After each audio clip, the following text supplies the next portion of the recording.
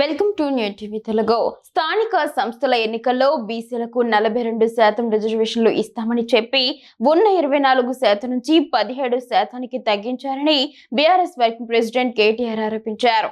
రిజర్వేషన్ల తగ్గింపు, ప్రజాధనం దుర్వినియోగంపై కాంగ్రెస్ అగ్రనేత రాహుల్ గాంధీ స్పందించాలని ఆయన డిమాండ్ చేశారు. తెలంగాణలో కులగణన దేశానికి ఆదర్శమని రాహుల్ గాంధీ అన్నారని, కానీ ఇప్పుడున్న రిజర్వేషన్లు కూడా తగ్గించారని విమర్శించారు. పంచాయతీ ఎన్నికల్లో అన్రిజర్వ్డ్ స్థానాల్లో అన్ని చోట్ల నామినేషన్లు వేయాలని బీసీలకు ఆమె సూచించారు. 42% రిజర్వేషన్లలో ప్రధాన దోషి బీజేపీ అని ఆరోపించారు. బీసీలకు మోసం జరుగుతుంటే ప్రధాన ప్రతిపక్షం బీఆర్ఎస్ నుంచి రియాక్షన్ లేదని విమర్శించారు.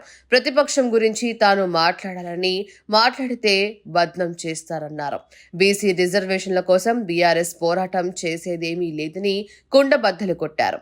ఈ కాంగ్రెస్ ప్రభుత్వం చేసిన కులగణన సరిగ్గా జరగలేదన్నారు. అందుకే బీసీలకు రిజర్వేషన్ల విషయంలో అన్యాయం జరిగిందని తెలిపారు. మంత్రులు, ఎమ్మెల్యేల ప్రమేయంతోనే ఈ రిజర్వేషన్లు ఖరారు చేశారని ఆగ్రహం వ్యక్తం చేశారు. ఇదే విషయాన్ని స్వయంగా జిల్లా కలెక్టర్లే చెబుతున్నారన్నారు. బీసీ జనాభాను కావాలని కాంగ్రెస్ ప్రభుత్వం తక్కువ చేసి చూపించిందని పేర్కొన్నారు. జిల్లాల వారీగా 5% పైగా బీసీ జనాభా తగ్గించి చూపించారని చెప్పారు. 21% మాత్రమే బీసీలకు కాంగ్రెస్ రిజర్వేషన్లు కల్పించిందని గుర్తు చేశారు. పంచాయతీ ఎన్నికలతో జనం బాట కార్యక్రమంలో స్వల్ప మార్పులు చేశామని చెప్పారు. పంచాయతీ ఎన్నికలు ముగిసే వరకు గ్రేటర్ పరిధిలో జనం బాట కార్యక్రమం నిర్వహించాలని నిర్ణయించామన్నారు. ఏది మీ చిత్తశుద్ధి ఎక్కడుంది?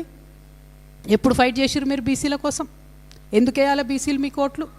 నేను మా బీసీ అన్నదమ్ములు కోరుతా ఉన్నా, ఎక్కడెక్కడైతే అన్రిజర్వ్డ్ మొత్తం గ్రామ పంచాయతీలు ఉన్నాయో అన్ని చోట్ల బీసీలు నామినేషన్ వేయండి. అన్నిటికన్నీ మొత్తం బీసీలే గెలవాలి. ఈ పార్టీ ఆ పార్టీ అని చూసేది లేదు. అన్ని చోట్ల బీసీలు గెలవాలి. అప్పుడు కానీ బుద్ధి రాదు అన్ని పార్టీలకి. ఒక పార్టీ వాళ్ళేమో నిద్రపోతారు, లేవరు. ఇంకో పార్టీ వాళ్ళు ఎవరైతే చెయ్యానో వాళ్ళు మాటనే మాట్లాడరు. ఇంతవరకు రియాక్షన్ లేదండి. ఇంత తప్పుల తడకగా వస్తే భారతీయ జనతా పార్టీ నుంచి ఇంతవరకు కనీసం రియాక్షన్ లేదు.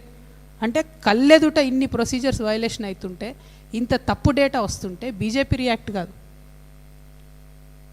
ఇక ప్రతిపక్షం సంగతి నేను మాట్లాడితే నన్ను బదనాం చేస్తారు అందరు.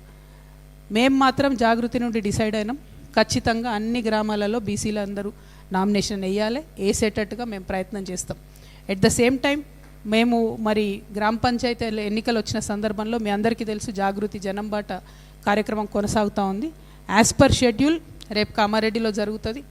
కానీ కామారెడ్డి తర్వాత ఉండేటటువంటి షెడ్యూల్లో మేము స్వల్ప మార్పు చేసుకొని అది గ్రామాలలో కాకుండా జాగృతి జనం బాట కంప్లీట్ హైదరాబాద్ పట్టణంలో కొనసాగే విధంగా జిహెచ్ఎంసీ పరిధిలో ఉన్నటువంటి 15 నియోజకవర్గాల్లో కూడా ఈ 15-16 రోజులు జిహెచ్ఎంసీలో నిర్వహించుకుంటాం. ఆ తర్వాత యథాతథంగా మళ్ళీ జిల్లాల నుంచి రెజ్యూమ్ చేసుకునే విధంగా మా యొక్క జనం బాట కార్యక్రమాన్ని స్వల్పంగా మార్చుకుంటా ఉన్నాం.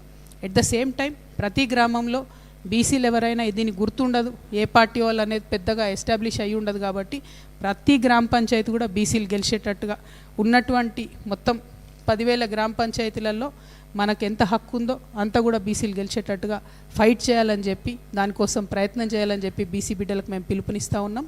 At the same time BC జేఏసీలు ఆర్ కృష్ణన్న గారు కావచ్చు, ప్రొఫెసర్ గారు చిరంజీవులు గారు కావచ్చు, విశారదన్ అన్న గారు కావచ్చు, ఇట్లా ప్రజాస్వామ్యవాదులు ఎవరైతే బీసీల కోసం ఇస్తున్నటువంటి పిలుపులు ఏవైతే ఉన్నాయో వాటిలన్నిట్లో కూడా తెలంగాణ జాగృతి అగ్రభాగాన పాల్గొంటుంది.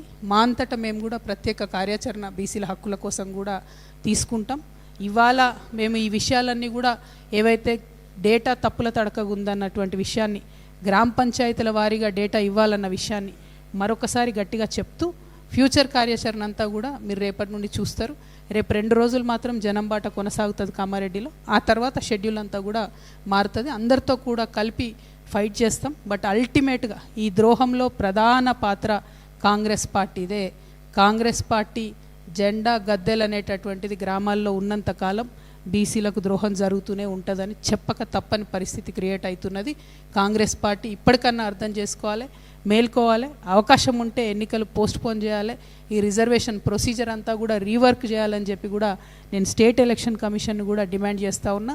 మా బీసీ సోదరులందరూ కూడా కోర్టులలో కేసు వేసిండ్రు. ఎక్కడ అవకాశం ఉంటే అక్కడ మేము కూడా వాళ్ళతో పాటు కలిపి ఇంప్లీడ్ అవుతామని కూడా ఈ సందర్భంగా తెలియజేస్తున్నాను.